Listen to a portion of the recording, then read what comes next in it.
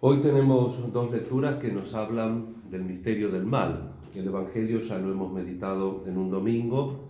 La primera parte, el trigo que es sembrado junto a la cizaña. A la noche, el sábado, hubiera tocado este Evangelio si hubiéramos tenido la misa y si no hubiera sido Santiago Apóstol. Y hoy tenemos la explicación, que sería como la homilía de Jesús, sabiendo que el Evangelio primero vivió la primitiva comunidad, la comunidad que celebraba, que vivía su fe, vivió como una tradición oral y después una tradición escrita. Entonces, muchas veces las palabras originales de Jesús, como las parábolas, se enriquecían también con memorias de otros discursos de Jesús. Tenemos vestigio, esto lo digo siempre para que no nos sorprenda, tenemos vestigio en un discurso de Pablo, donde Pablo cita a Jesús diciendo, como decía el maestro, es mejor dar que recibir. Y si uno repasa los 4 evangelios, no dice esa palabra. Pero no podemos dejar de creer a Pablo y sabemos también el contexto en el que nace el Nuevo Testamento, que primero nacen las cartas y después un poco en la metodología de Lucas, que explica al inicio del Evangelio y al inicio de los Hechos de los Apóstoles, explica que se ha informado cuidadosamente, sobre todo de los Evangelios, porque ha buscado testigos de primera mano que han convivido con el Señor, y en los Hechos de los Apóstoles sabemos que Lucas, y por eso parte del libro está redactado incluyéndose él mismo, precisamente porque de los Hechos tiene experiencia. Entonces no nos tiene que sorprender que el Evangelio no sea una crónica como estamos acostumbrados a los informes de la televisión, que si nosotros prestamos atención, muchas veces los informes de la televisión que vemos contemporáneamente tienen un montón de cosas editadas, tienen un montón de cosas tituladas, que si uno se pone con una lupa, muchas veces, como pasa ahora en la mayor parte de los diarios, que no te venden noticias, sino te venden interpretación de la noticia, cuando uno lee el título y luego el contenido de la nota, a veces no es ni parecido siquiera. Entonces, creo yo, modestamente y sin ser un especialista, que los textos de la antigüedad son mucho más confiables que los textos modernos, aún teniendo tantos medios y tanto acceso a la realidad, inclusive por las redes y por todo lo que en el mundo así técnico se llama telemático, ¿no es cierto? Inclusive hasta muy entrada la Edad Media, los autores ni siquiera se preocupaban en escribir el nombre propio. Muchas veces cuando alguien quería difundir alguna cosa que creía importante, que creía novedosa, trataba de imitar y lo ponía en nombre de un personaje conocido para que eso se difundiera, porque no quería hacerse propaganda de sí mismo. Ahora tenemos nosotros políticos, periodistas, tenemos artistas que escriben libros que no escriben, se reúnen con alguien, le cuentan historia, le dicen cosas y escriben los libros y figura el nombre de la persona. Es decir, uno que quiere presentar la persona o quiere presentar la realidad. Me parece que desde un plano hermenéutico la Sagrada Escritura es un libro mucho más de fiar, inclusive para el que no tiene fe, que muchos textos que tenemos hoy contemporáneamente.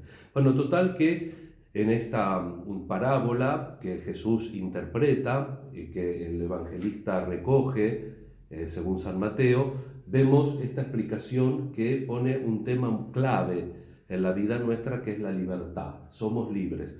El misterio de la libertad de alguna manera está relacionado, está imbricado con el tema del mal en el mundo. Por eso esa parábola, que en cuanto se dan cuenta que comienzan a hacer la cizaña, van rápido al dueño del campo a decirle, la cortamos. No, dice el dueño, dejémosla crecer porque se parecen mucho y es un riesgo. Y es así, la cizaña que crece en Palestina es muy parecida al trigo los primeros meses de crecimiento. Después es fácil de reconocer porque el trigo se vuelve pesado, porque los granos tienen precisamente granos y están llenos, en cambio la cizaña no tiene grano, queda entonces muy blandita y se puede, en el momento de la cosecha, se puede separar. Y eso le sirve a Jesús para decir que no tenemos que tener una visión maniquea de la realidad, los buenos y los malos, el principio del bien y el principio del mal.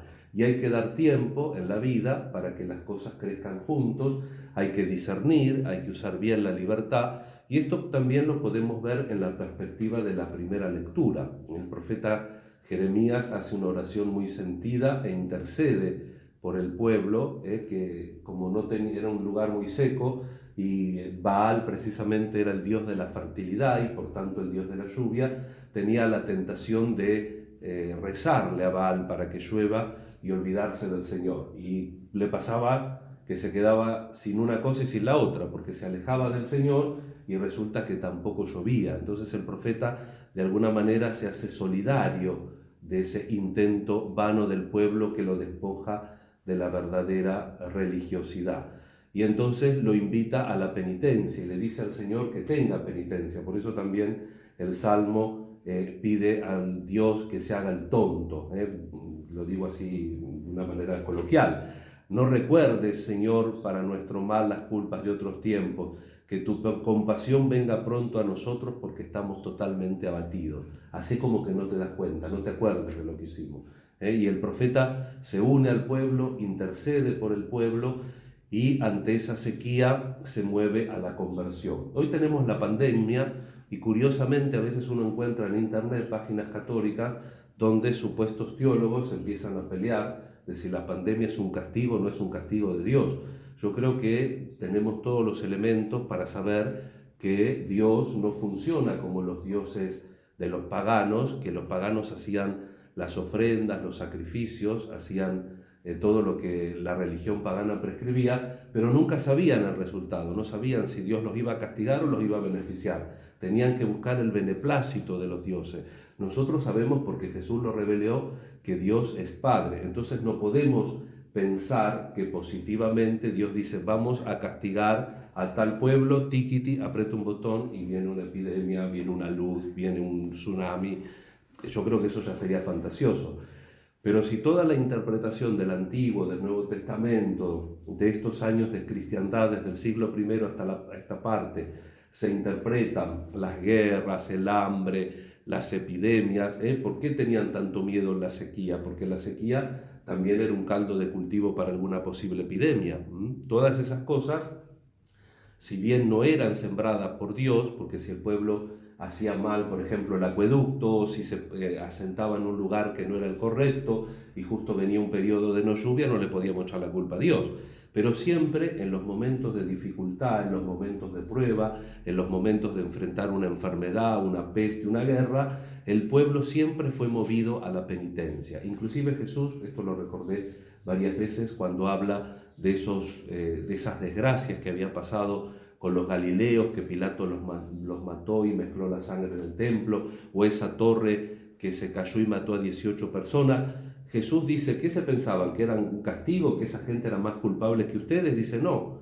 Dice, y si ustedes no se convierten, todos perecerán de la misma manera. Es decir, cuando el mal se nos muestra, cuando hay una desgracia, cuando hay una epidemia, tenemos que movernos a la conversión. No es un castigo directo, arbitrario de Dios, pero siempre el buen sentido de la fe en el Antiguo, en el Nuevo Testamento, en muchos siglos en la Iglesia, ha sido interpretado que ante estas situaciones adversas tenemos que reaccionar con un corazón penitente, con examinar nuestra relación. También en el Antiguo Testamento, y con ser un libro bastante duro, siempre se refiere al drama no solamente de las personas, sino también de los animales, porque con la sequía también morían los animales. O sea que siempre hubo un elemento, con una palabra fuera de contexto nueva, ecologismo, pero siempre, en definitiva, en la verdad de la palabra de Dios estuvo expresada la realidad de la creación.